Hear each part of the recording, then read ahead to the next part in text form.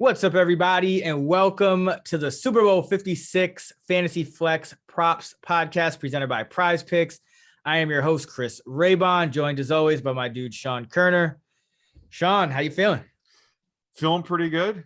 Looking forward to just Super Bowl week. Hopefully we can get together and party at some point. I feel like we've just been recording pods and working and stuff, but definitely excited for the Super Bowl. Yeah, man. I got pretty lit the week after you were here too, and it was much less painful because I'm still recovering, by the way. Yeah, we didn't. So ever since I ripped that Shmoney shirt, I've won all of my spreads and totals. So we were gonna throw it out, but I found out it was still sitting here in the hamper, ripped, and I won those two bets last week. So I'm keeping it as good luck for the Super Bowl. I regret not recording that whole moment because there's all those reaction videos for everybody thinking the Bills won and the Chiefs lost, and I think we had the best one. After Gabe Davis scored that touchdown, you ripping your shirt off was probably the best one, but it wasn't on tape. So. Maybe I'll upload a picture of the rip shirt at some point, and we'll see how it goes. But we're gonna do our top three props each for the Super Bowl on PrizePicks, and we'll also do our lead entries. So you'll still get your 10 props, 5 from each of us for Super Bowl 56. Let's jump right into it. Sean, where are you going with your first? So I'm going with Joe Burrow over 265.5 passing yards.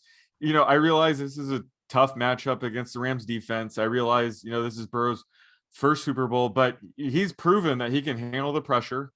He might face a ton of pressure against this Rams defensive line. But as we've said on previous pods, that might only help him going over his passing total. If he gets sacked, it's only going to back him up. It's only going to force them to throw more. So I'm not too worried about that here. This could be a trailing game script where, he's gone over this number in 4 of their 6 losses. So I'm not worried if it's a trailing game script. That'll only help. So I think they're going to lean on Joe Burrow this week, especially after last week. They ran Mixon a ton on first and second down. It didn't really work. So I think they're going to put the game in Burrow's hands here. And I'm projecting this closer to 282.5. So love the value we're getting here on Joe Burrow over 265.5 passing yards. Yeah, I mean, I think Burrow is going to go over this either way. I do think they're going to continue to run the ball though on early downs, just because you have that Rams front, right? But the thing is, we saw Burrow in the game. He got sacked. What was it? 9 times. Still threw for a cool 315 or something. Was it 316? And he had headset problems. There was a whole drive where he couldn't even hear the play call. He was going to the line of scrimmage. There's 5 seconds left on the play clock, and he was able to hit T. Higgins for a 20-yard pass or something. The guy he has ice in his veins. I keep telling people Joe Burrow's pretty good. But yeah, I think he's going to prove it here. All right. I like that.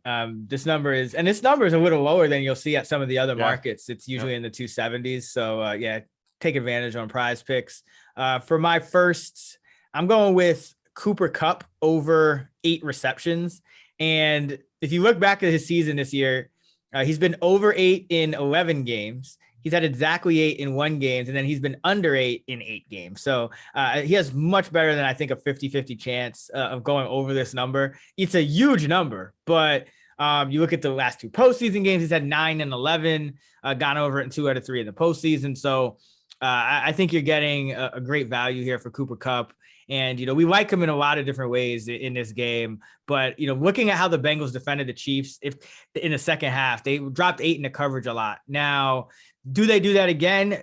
If they have to, maybe they go to it. But the fact that that's kind of the Bengals ace in the hole, I think Kupp is that one guy that, if you give Stafford enough time, you're only rushing 3. Even if there's 8 guys back there, Cooper Kupp's going to be the guy to get open. So even if the Bengals play that really tough defense and step up in the second half like they did, I still think Kupp has a great chance to clear this number. So Kupp over 8 receptions.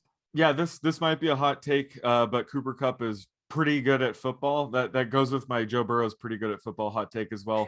But yeah, I'm surprised that, especially with my over 20.5. His longest play going over 20.5 yards. I'm surprised we're getting such good value on Cooper Kupp overs. I thought that we were gonna have to go in the Super Bowl, attacking his unders, but thankfully we get to bet again, with the grain with Cooper Kupp and bet on his overs. Yeah, well, PrizePicks, it's a little different because you have to kind of, you're combining your entries. Yeah. So you have to have at least two. So, I think you're getting a little bit of better odds because to kind of even it out for the fact that you have to essentially parlay, combine Exactly. two or more. And it correlates with almost any game script, even if the Rams, win by 20 or more or lose by 20 or more, Cooper Kupp's overs correlate with pretty much everything. Yeah, if Cooper Kupp's in the game, he's exactly. going to be producing is essentially what it is. All right, where are you going with your second? I'm going T. Higgins over 5 receptions. So I'm projecting this, closer to 5.5. And like I always say, every half reception in this range is massive. So I love the fact that we're getting over 5. And like you just mentioned, we're sort of, parlaying them, correlating. So love pairing this up with Joe Burrow over 265.5 passing yards. But, T. Higgins, he's gone over this in 8 of 15 games. He had 2 pushes, 5 receptions exactly. But he was playing through an ankle injury earlier in the season. So there were some games where he wasn't 100%. Plus, in losing game scripts, trailing game scripts, he only went under this once in 6 Bengals losses. So in a game where, the Bengals are +4, +4.5, it's more likely that he sees a trailing game script. So it makes me like the over even more. And as we've said, T. Higgins tends to thrive against zone heavy defenses, and Rams play zone at, a top 3 rate in the league. So this is a great matchup for Higgins. Love over 5.5 receptions, even though I'm projecting it just a bit higher at 5.5. It's just too much value to pass up. Yeah. T. Higgins here. I mean, I think he's the guy that we just love in this game. And, worst comes to worst, you should get the push if he gets exactly 5. Yeah. It's probably still the most likely outcome. But yeah, I think it's definitely skewed toward the over in this kind of game. And there's going to be a lot of attention on Jamar Chase, as there should be. So yeah, T. Higgins trying to get exposure to him in a lot of different ways this week. For my second, I'll go with Joe Mixon under 5 targets. So I know Mixon's been a little bit more involved in the pass game as of late, but again, I still think you have to look at the season-long numbers, and you also have to keep in mind that I think a lot of these numbers, these props are kind of from the point of what the spread in total are, which is 4.5 point Rams, win, and I don't know that the Rams should be favored by quite that much. So I think there could be a little bit more of a positive game script for Mixon than we think, which would benefit him going under. But you look at Mixon and the number is 5 targets. He's only been over 5 in 4 games. He's had exactly 5 in 3 games. And then he's been under 5 in 12 games. So really you take out the 3 games that he's had exactly 5, because that's a push. So he's been over in 4, under in 12. That's a 75% hit rate toward the under. And I checked it in my model. I have him for 3.1 catches for 24 yards, 3.5 targets. So I have him like over a full target under this number. I think at like the most likely outcome should be 4. Like I don't think it's 5 with Mixon. So, and he could catch all 4 of them. So it's like it could be close to his receptions, but at 5 targets is a stretch. 75% hit rate on the season in non-pushes. So give me Mixon under 5 targets. Yeah. So first off, kudos to PrizePicks for even offering target market. Yes. I've never been able to sort of attack a target projection. So it's awesome they're doing this. And I'm with you here. I think 5 is a bit too hard. You went through the numbers. I think, even if he gets 5, you're going to get a push. I think it's way more likely that he finishes with under 5 than he does over. So I love the fact that you're getting a push at 5. But, there was a stretch there, week 16 through week 19. He was running a route on over 60% of Burrow's dropbacks, but it's dipped down the past couple games closer to 50%. They've been using Pirine. Yeah, I have him up, by the way. I have him back up at that 60%. I don't think Pirine. And you're still getting, I'm at 55. Yeah. And I have his targets closer to 4.5. Like you said, he's probably going to catch all his targets. So yeah, it's pretty close to his actual receptions prop. But yeah, 5 is just in this range. All these half yards, these half targets, these half receptions, like it all matters. So just getting 5 and the fact that you get a push if he does get that is huge. So I'm with you on the under 5 targets as well. All right, where are you going for your third and final prop? So I love this one, but it's Jamar Chase over 3.5 rushing yards. I think it's a sneaky one because his season long data certainly doesn't support this. But this is the Super Bowl, and they've shown, each playoff game they've given Chase a rush attempt. And against the Raiders in the wild card round, they gave him 3 carries, and he translates at 23 yards. So I think this is a spot where if they're struggling to get him the ball through the air, if Ramsey's shadowing him, which I don't think is really going to happen, or they're just double teaming him, they're going to give him the ball. So I think just with 1 rush attempt, I would say this is a pretty fair number, but I'm projecting him right around 1.4 rush attempts. I think it's likely we see him get 2 carries here, and if that's the case, he's going to go over this. So I just love the fact that we have an out where he could see more than 1 rush attempt. So I think if this line were at 4.5, I might like the under. I think 4 is probably the correct line here, but the fact that we're getting 3.5, there's just too much value here not to take the over. So I love Ja'Marr Chase over 3.5 rushing yards.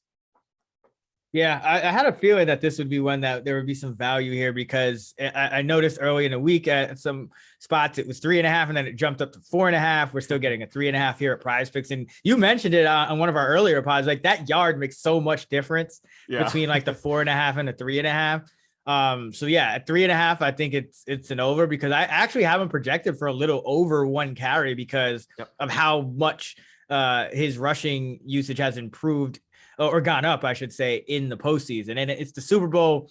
I think that, again, they've had 2 weeks. They're going to have 2 weeks to plan for this. I think they'll find a way to get Chase the ball, because you do have to worry about Ramsey.